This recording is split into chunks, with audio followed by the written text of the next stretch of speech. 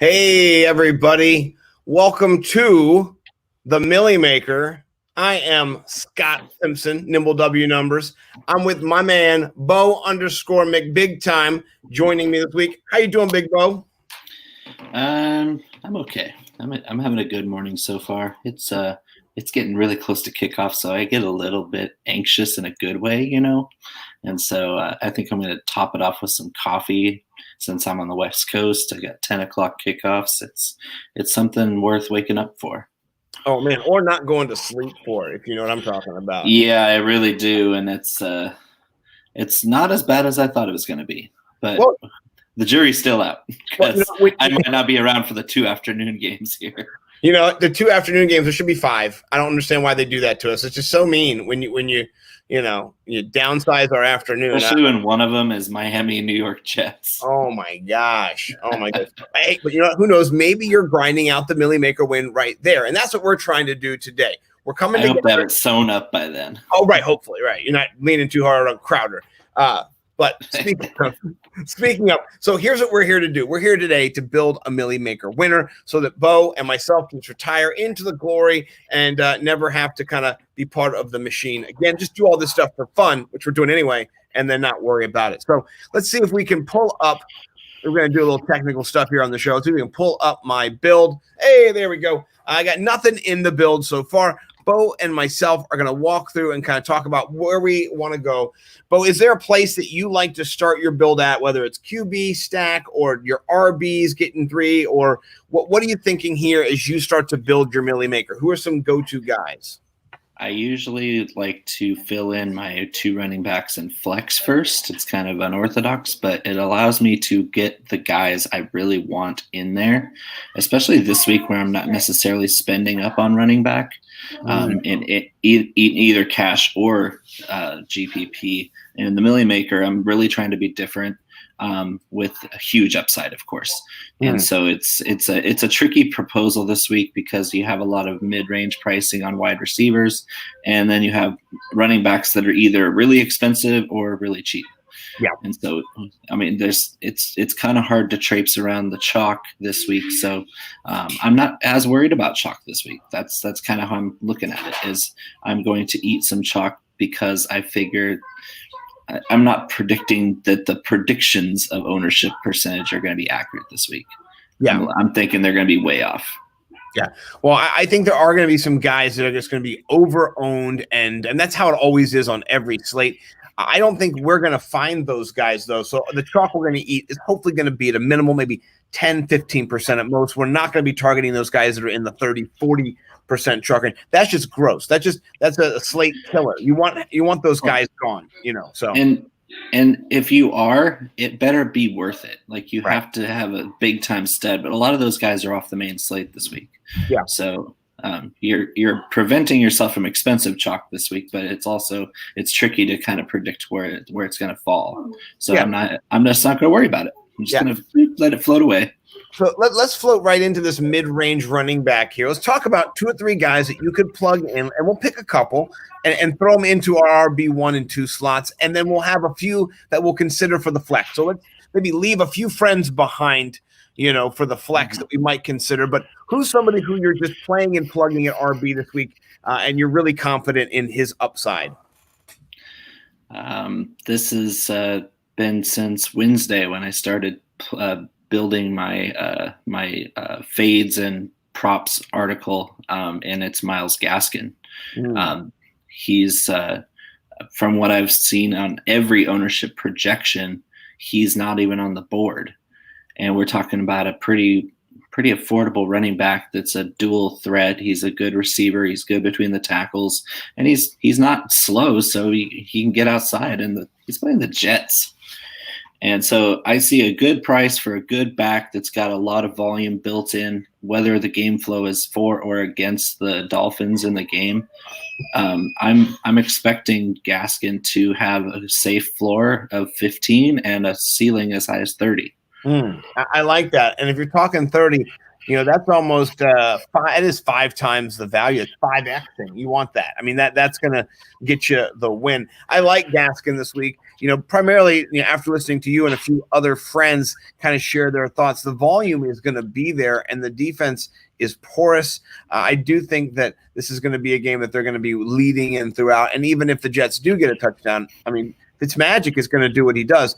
If you don't know, I have been emulating Fitzmagic. I'm going to transition to Brett Diesel soon in the winter months as I go, from fall to winter. Look for the Fitzmagic transition. But I do love me some Gaskins this week too. A couple other guys in this range that I'm willing to look at, not necessarily plug in right now, but Antonio Gibson this week. Brendan Sheriff's coming back, and I mean, if you watch that game last week, they can't throw the football. They can't throw the football at all. And I know that Allen will be better than he was. Hopefully, he's not hurt. This week he stays in the game. Yeah. But I mean, they're going to run the football. They want to control the game. They're going to be at New York. That you want to run the game and you want to hold that Giants team to minimal turnovers. Apparently, you know what I mean. So, but I do think Gibson is another play here at 5,500 to consider. Maybe he's a flex option. Who's somebody else, whether maybe a little bit more pricey or maybe even a little bit under the radar? Talking like Damian Harris or somebody who maybe even like DeAndre Swift, who maybe comes. That's what I was going to say. Yeah. Tell me what you think about Swift.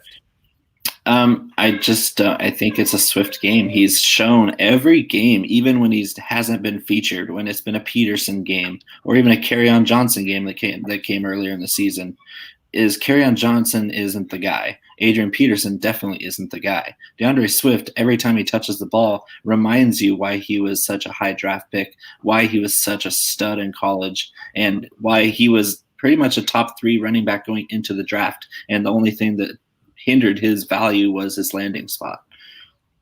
And so I'm predicting that breakout this week. He's a great receiver. He's shown that. And even if he's just your PPR back at 4,500, I love it. Yeah. Even if he's just the third down back that's going to get 6 or 7 dump offs, he's explosive enough to take one of those to the house. Yeah. And hopefully he doesn't drop a touchdown. But this game does have the ability to shoot, which I do like. Maybe we'll see if we have any other plays from this game later. What are we thinking when it comes to wide receivers? I'm thinking sometimes you need studs. Are we paying up this week for studs, let's say, like Adam Thielen in a game script that sounds too good to be true, or we may be favoring a little less chalky play in Justin Jefferson in this situation? What do you think about something like that? In a GPP, I'm looking at in between 15 and 20% ownership for Thielen. He's an amazing cash play this week. He's getting all the targets. Jefferson's your tournament guy, and he's priced up this week to 6,000. I think it's a little pricey, but people seem to doubt the rookie receiver. I mean, it's kind of an every other week thing. That's why I'm kind of fading Claypool this week, because if there's one thing we can count on, it's a rookie wide receiver being inconsistent, right, from week to week. Or defense is scheming from week to week after they see the previous week. The only person I'd say so far has been proof of that is CeeDee Lamb. And that's just athleticism, over the middle. He is hard to guard. He's like that guy in the paint who you can't keep your hands on. You can't even foul him. He's putting the shot up too quick. So, I like what you're talking about. Jefferson's such a big play guy. And so he might only get 5 or 6 targets, but he might just bust a huge performance. And at 6,000, people are looking at a rookie wide receiver a little sideways this week. And Atlanta can't cover anybody. Even if they scheme to cover Justin Jefferson, they're not going to be able to do it. Yeah. Yeah, no, I agree. And, and for me, I know we haven't paired up our quarterback yet, but there's a lot of upside there. I don't think as many people will be on it. It'll be less chalky than Thielen. And rightly so. Another play, and this is the Milly Maker, by the way, 1 shot, 1 kill. We don't have the luxury of being like, why in my 28 other builds? No, we're doing 1 build. So we're shooting for the moon, which is what you want in your Milly Maker lineup. You want it to crash to the ground like a burning inferno, or you want it to rise high in the sky, and then you're crowned. Like a glittery phoenix of cash. Exactly. So with that being said, sometimes there's just value that punches you in the face. And, I'm not going to chase, but I will put A.J. Brown in my lineup here as my second wide receiver for for $400 less than Justin Jefferson. I feel like that chalk that we avoided, we're also kind of, maybe stepping in a little bit of the chalk here, of course. Yeah. But AJ is going to be super highly owned because of his price and because of his upside. And so, yeah, I mean, you're going to have to eat some chalk in a Milly Maker, because even the winner last week, his average ownership percentage was 17%. You don't have to be different everywhere. No. And that, I think, is just a value that's going to free up. I mean, if you look at our price per player so far, we haven't topped over 6,000, and we have a lot of upside and a lot of youth, as a matter of fact, too, which I think is interesting, given the dynasty ramifications of just fantasy football in general. Let's hold on the last wide receiver, and let's talk tight end for a second. We don't have a QB. We don't have a story completely, played out yet, but what are you thinking about this week at tight end? There are pay ups. I think you're only paying up for Mark Andrews if you're paying up for anybody in that top tier. What about this lower down tier, or even further down in the weeds? How are we finding value at tight end this week? You can go a number of different ways. Like you said, you can go expensive with Mark Andrews at 6,500. He's an extremely favorable matchup against Philly. Philly cannot cover the seam to save their life, and that's where Mark Andrews lives. And guess what? He's the number one target of Lamar Jackson, no matter who the opponent is. So I see Mark Andrews smashing this week, but in a build like this where we want to maybe spend up on our flex, now that we've kind of saved our money on running back 1 and 2, I'm thinking more in that bargain bin basement, where you can, instead of going Andrews and having to cheap out on other positions that might have better value, I like to go to the very bottom with Irv Smith Jr. and roll it back with Kirk Cousins, if you don't mind. Oh, that sounds very delectable. How far down is Irv Smith Jr.? I'm scrolling. He's at the very bottom. Hey, I see him. Here we go. Let's put Irv Smith Jr. in there, and then throwing That's a lottery ticket. Yeah, throwing in a Kirkable Cousins here. Let's find him. Where's he at this week? Is he 61, I think. 61. Okay, that's not too bad. I'm not going to sweat that. I do have Kirk Cousins playing in my home league, too, so this does tie both teams. So if I win big, it'll be great. If I lose, oh, man. No, it'll be fine. Surprisingly, I can't believe it, but Kirk Cousins is not going to be super highly owned. He'll be kind of in that middle range, which surprises me, because Atlanta is I don't even know what to call them anymore, because they're bad on defense. They're the worst. And it doesn't hurt at all that Atlanta has to travel. I think that bodes well for the Vikings. And another thing with Cousins is Atlanta has a very good chance with Julio Jones back of keeping up with them in that back and forth shootout that you're always looking for in a game stack. And so I'm thinking that, if Kirk Cousins gets off to a hot start and Atlanta actually keeps up with them for 2 or 3 quarters, we might see an even bigger jump up from Cousins, where he has to keep throwing the ball. Do we want to go heavy bone with it, as they say in the Justin Timberlake song, and throw in a run back of Calvin Ridley in there, giving us a game script narrative that does include a back and forth, but we're not favoring the oft-hobbled. We're favoring the new wide receiver 1 for the Atlanta Falcons, Calvin Ridley. Ridley's going to be really chalky this week. Even at 7,800, you think so? Mm-hmm. And I think Julio's 6,600. I don't know if you need to roll it back in that game, because I would usually roll it back with the opposing running back, and I'm really low on Gurley this week. Yeah, I'm not a big fan of Gurley at all this week. Who are you thinking then for wide receiver?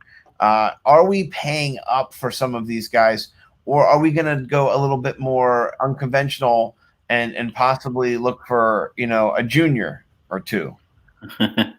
Yeah, we could definitely do that. I think I want to say, just put it out there, is I want the flex to be Aaron Jones, if we can afford it. Let's see if we can go to the flex and put Aaron Jones. It might not work. I mean, he's the top price running back on the slate. But I want to see what it looks like, because this build is way different from anything I've done so far this week. Let's put in a defense here. And we have a range of options from, the Ravens to the Patriots to the, who are we thinking is going to not lose us $1 million? Well, the only one I can say might lose us $1 million are the Dolphins against the Jets, because everybody's going to have them. Yeah. So other than those guys, you could pretty much throw a dart and pick whatever you want. So let's say we chase. What's our total salary left? 12,300. I mean, let's say we go crazy and we chase, Philip Rivers noodle arm with the Bengals. Let's say we do that, right? Yeah, I'm not mad at that one, because I have that everywhere. Yeah, 2,100 for a defense that has a very good possibility of making a big play against Philip Rivers. He's your antidote. I mean, and now here's the thing: we have every wide receiver in the league at our fingertips now, too. Yeah. So I'm loving that. Loving that. Do we want to go with big Devontae Adams coming back after being gone, or are we not bringing an injured player into our lineup right now? And that's the thing, is Adams, despite coming back from injury, is going to be pretty highly owned. So is Ridley. So is Thielen. So I would kind of err on the side of that rollback now that we have that cash to put Ridley in there, because Ridley had an ankle 2 weeks ago. He was back last week, and he was big last week. Yeah. If you look, if I'm going to eat chalk with any of those three top receivers, I'm going to do it in that correlation. Yeah. No, I like. Do you agree? I do. And here's the thing that's scary, though. Now that leaves us with a considerable amount of money. And I mean, I'm okay. Let's see if we can maybe upgrade the defense, though, because you have all the money in the world. It's one thing to have 400 or 500 left, but if you have thousands left, well, we have every defense on the board. We have a full range of defenses, which is nice. It's nice to have a full range of flex, full range of defense, full range of wide receiver after we've built what we think will be kind of our breakouts. So what are we thinking here in this game? Because this is going to be the make or break, and we've got 5 minutes left, 6 minutes left. We've been doing great on time. We're not hemorrhaging here. We can plant our flag and really fuck shit up. You know the defense that I've loved all season. I've been playing them every week, and that's the Indianapolis Colts. Yes. What? Let me ask you a question. What do you see this week in their game against the rookie that is going to lean you towards the Colts? I just see a great secondary that is very good at intercepting passes. And they don't have the best pass rush. They're average against the run. I expect Mixon to have a decent game, but I think when the chips are down and you have a rookie quarterback facing a great secondary, he faced a great secondary against the Steelers. Yeah, and he didn't look that good. No. Well, he also faced a good secondary against the Ravens last week, and he didn't look very good either. What do you think, though, about the Steelers against Baker Mayfield, who has a broken rib, or at least a bruised rib, or a punctured lung, or something along the line? That's my other pivot, because you have Odell had an illness all week. It's probably pink eye or E. coli for all we know. Thankfully, not COVID related, because he can play. Thank God. Jarvis Landry is going to be out there hobbled around with a hip and a thigh, and he's all banged up. Baker Mayfield probably got beat up in the club the other night and is just limping around with a broken rib. Kareem Hunt's the guy to play in that offense if there's anybody. I agree. I'm going to take some shots at Odell Beckham in certain builds, but I love the Steelers defense because they put so much pressure on the quarterback, and every time I see Baker Mayfield under pressure, it does not end well. I do love your play. I think for this one, I don't know how chalky the Steelers are going to be. I think a lot of people are going to be on the Ravens. So I'm going to go with that and just see at least be 900. I think that's a diverse number right there. That is going to put me, I think, just not a lot of people are going to have this. And that's what I want. I want a lineup that's unique. And I think you've done an excellent job here of helping me. Only thing we can do real quick, though, is maybe look at the running back situation and see if we're at 5,400, if there's any guys in that tier that you would like to upgrade to. Or you can take Gaskin out and see what you might be able to get in a higher tier to pair with Aaron Jones. Yes. So if I took Gaskin out, then we're looking at we have not a lot. David Montgomery. We're looking at the same kind of area we were looking at before. Yeah, that's kind of weird because I'd rather have Gaskin or Gibson there. Yeah, I'm going to lean Gaskin in this one, I think. Yeah. Just given the terribleness of the New York Jets. But is Joe Flacco playing again? Yes. Wait. Is Frank Gore their starting running back still? Yeah, and we might actually see some LaMichael Pirine this week because that's Gase's guy. Dude, I'll show you my Pirine. You show me yours. That's what I say. Mine's a Samaje. I got a Samaje. Yeah, I was gonna say yours isn't a LaMichael. It's more of a Samaje. It's a Samaje. That's what I was good. Hedging the Pirines there. But the only Oklahoma running back slower than DeMarco Murray. Ooh. Yeah, and in this DeMarco Murray. Oh man, he's a grandpa already. I'm pretty sure. He's a great running back, but he just slowed down real quick. What do you think about the David Montgomery chalk in this game? They're going up against the Carolina, and let's just look at Carolina as a defense so far. They're 32nd ranked, and David Montgomery is going to get all of the touches. What do you think about that? I don't see it's terribly chalky. It's at 15 to 20% again. Yeah. But again, I don't trust the projections this week. I just don't see how, even as a cash option where you're not caring about ownership percentage, I don't see many people really confidently going, Monty's going to be big this week. I mean, Carolina's terrible against the run. We all know that. Yeah. And Monty's going to get all those touches except for the few that go to what's his name?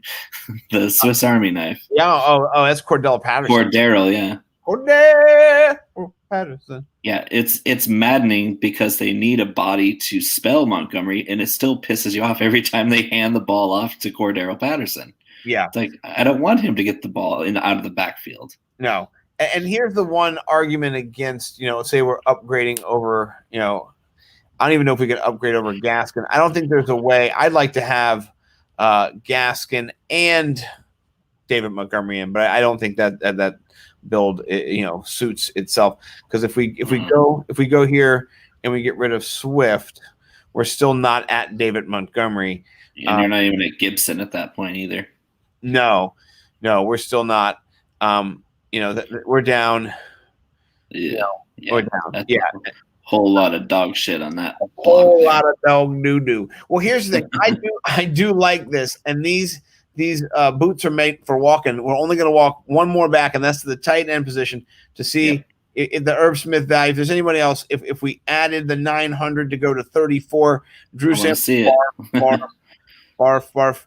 There's a bunch of barf. Maybe Trey Burton, but I think Irv Smith Jr. is the best athlete you have at that position at that price. And the Falcons, man. Yeah, and we're going Kirk Cousins too. We're trying to double game stack this bitch. So I like it. I'm going to update the entry. It is 20 bones, and it's ready to roll. Let's play this. I would say that one thing that disappointed me was how much they priced up Darren Fells this week to 3,800. Yeah. He had 2 targets. 2. One of them was a touchdown. 2 targets, 1 touchdown. He did that all year last year. And it pisses me off because the pricing shouldn't go up that much when a guy isn't going to be owned very highly the next week either. No. I was surprised Akins was out again this week. So he's concussed, man. Yeah. Seattle Kraken. We're going to be crack-a-lacking on the scorecard today. See us in the winner's circle if I can get this hat on straight.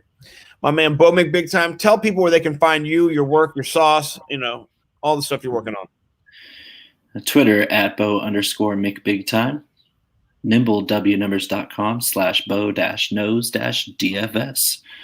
At PodcasticFF, also podcasticnetwork.com, where you can read my hot takes article that posted last night. They're super spicy this week. I mean, I'm known for spicy hot sauce. At hotboxbatch.com, there's also my Smoke Shack barbecue rub on that site. And there's a link to ViridianGlobal.com where you can get some sassy hot sauce merch. Oh, The Hotbox Batch merch from Viridian Global is absolute flames.